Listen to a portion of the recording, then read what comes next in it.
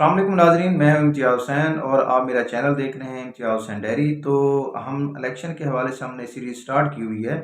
तो आज हम जिस डिवीज़न से स्टार्ट करेंगे वो है रावलपिंडी डिवीज़न और उसका जो आज हल्का है वो है NA49। आज हम NA49-1 अटक का ये हल्का है, इसके बारे में आज हम बात करेंगे। और हमने जो पिछला व्लॉग था वो मैंने आपको बताया था कि जो हमारे पास इस टाइम नई हल्का बंदियों के according total number of seats कौमी असम्बली की हैं वो कितनी है और पंजाब असम्बली की कितनी है, वज़ीर-ए-आज़म की वोट जो है कितने मेंबर्स की हिमायत ज़रूरी है, मैंने आपको बताया था। जो नई हल्का बंदियाँ हुई हैं उसके मुताबिक 169 जो है उसको वोट दरकार हैं। तो आज जो हम जिस डिस्ट्रिक्ट के बारे में बात करने जा रहे हैं वो हमारे पास इसकी अगर हम 2018 के इलेक्शन की बात करें तो जो ओल्ड इसका नंबर था वो ओल्ड नंबर जो था इसका था वो था NA55। तो 2018 के इलेक्शन के अंदर जो पुराना हल्का बंदियाँ थीं उसके अकॉर्डिंग इसका जो नंबर था वो NA55 था और जो नई हल्का बंदियाँ हुई हैं उसके अकॉर्डिंग इसका जो नंबर है वो है NA49। और ये अटक का जो है वो हल्का है। और मैं ये भी बताता चलूँ आपको कि अटक के अंदर जो डिस्ट्रिक्ट है उसके अंदर 2 हल्के हैं कौमी असम्बली के। तो वो जो है हम डिस्कस करेंगे आज। जो पहला हल्का है NA49 जो कि नई हल्का बंदियों के अकॉर्डिंग है। अगर हम इस हल्के की बात करें कि 2018 के इलेक्शन के अंदर इस हल्के से जो कामयाब उम्मीदवार थे वो थे पीटीआई के मेजर ताहिर सादिक। और वो बड़े अच्छे मार्जिन के साथ जो है उन्होंने यहाँ पे मुस्लिम लीग नून के उम्मीदवार को जो है वो शिकस्त दी थी। और ताहिर सादिक ने यहाँ पे इस हल्के से तकरीबन 1,47,000 के करीब जो है वो वोट हासिल किए थे। इनके मुकाबले में पाकिस्तान मुस्लिम लीग नून के जो उम्मीदवार थे वो थे शेख आफ्ताब अहमद। उन्होंने तकरीबन 1 लाख के करीब जो है वो वोट लिए थे। आल-दो के मुकाबला बहुत सख्त था।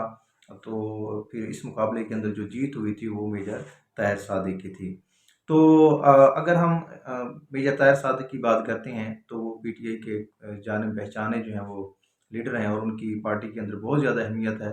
और पार्टी के साथ-साथ अगर हम डिस्ट्रिक्ट अटक की बात करें तो अटक के अंदर मेजर ताहिर सादिक जो है वो एक तजर्बाकार सियासतदान के तौर पे जाने माने जाते हैं। इनकी बेटी भी जो है वो डिस्ट्रिक्ट नाज़िम रह चुकी हैं, इनके बेटे भी जो है वो एमएनए रह चुके हैं, एमपी रह चुके हैं। तो इस हवाले से अगर हम बात करें इनकी तो ये जो पीटीआई के उम्मीदवार हैं बहुत स्ट्रॉन्ग कंसीडर किए जाते हैं। इनके मुकाबले में भी उतना ही तगड़ा उम्मीदवार है जो कि शेख आफ्ताब अहमद हैं, पाकिस्तान मुस्लिम लीग नून के पुराने साथी हैं। बड़े अरसे से पाकिस्तान मुस्लिम लीग नून के अंदर हैं और इनका जो ताल्लुक़ है वो पाकिस्तान मुस्लिम लीग की जो आला क़यादत है उनके साथ जो है वो इनका बड़ा अच्छा ताल्लुक़ है। और इस दफ़ा जो अगर हम बात करें तो उम्मीदवारों की तो उम्मीद यही की जा रही है कि जो क्योंकि ताहिर सादिक की जब जैसे मैं बता रहा था उनके उनके लेवल का पीटीआई का इस टाइम जो है वो अटक के अंदर भी कोई उम्मीदवार पीटीआई को नहीं मिलने वाला। बड़ी कोशिशें भी इनको की गई तोड़ने की, लेकिन इन्होंने पीटीआई को जो है अभी तक जो है वो नहीं छोड़ा। तो बड़ा तगड़ा मुकाबला जो है वो यहाँ पे होगा, उम्मीद यही की जा रही है। और दोनों ने इस हवाले से अपने वोटर्स के साथ एक्टिव भी रहे हैं। आजकल भी जो है अपने हलकों के अंदर मौजूद हैं और बड़ा एक्टिवली जो है वो अपने हलकों के अंदर अपने वोटर्स को कन्विंस करने की कोशिश कर रहे हैं। तो अगर हम बात करें अटक के इस हलके की तो जहाँ पे मेजर जो ताहिर हैं उनको कुछ अर्सा पहले तक जो मुज़ाहमत का सामना रहा वो ये था कि इस यहाँ पे पीटीआई के 3 ग्रुप्स थे। एक को तो मेजर ताहिर सादिक जो हैं वो लीड कर रहे थे। दूसरा यहाँ पे जो ग्रुप रहा है वो मलिक अमीन असलम का था।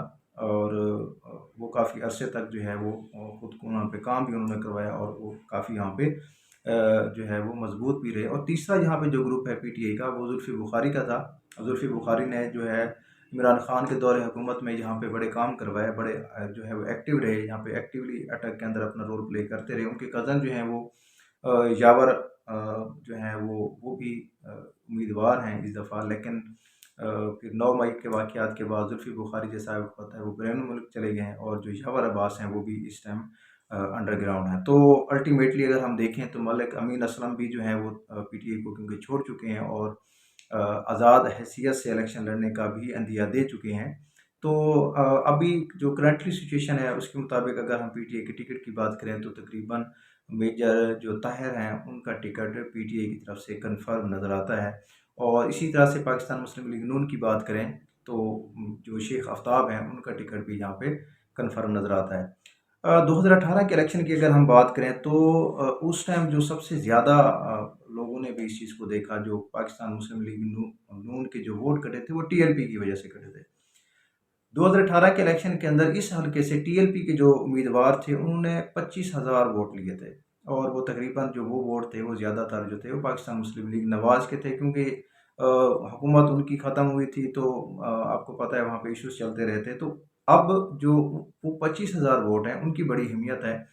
अगर तो पाकिस्तान मुस्लिम लीग नून जो है वो कामयाब हो जाती है टीएलपी को अपने साथ मिलाने में, या मेजर ताहिर जो हैं वो कामयाब हो जाती हैं उनको अपने साथ मिलाने में, तो फिर ज़रूर उस पार्टी का जो है वो पलड़ा भारी हो सकता है और उस उम्मीदवार को वहाँ पे फ़ायदा हो सकता है।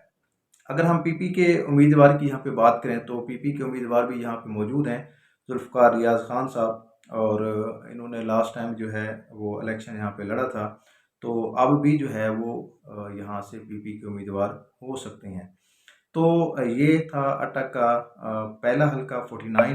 अगले व्लॉग के अंदर हम इसके दूसरे हल्के की तरफ जाएंगे जो NA 50 है, और उसके अंदर मैं आपको बताऊंगा कि वहाँ पे जो है वो करंटली क्या सूरत हाल है। तो अभी तक अगर हम NA 49 की बात करें तो यहाँ पे जो तगड़ा मुकाबला हमें देखने को मिल सकता है वो है मेजर ताहिर का, और जो उसका मुकाबला है शेख आफ्ताब के साथ, और यहाँ पे बहुत ज़्यादा इंपॉर्टेंट रोल प्ले कर सकती है टीएलपी और पीपी, अगर वो इन दोनों पार्टीज़ में से किसी के साथ इत्तेहाद कर लेते हैं तो।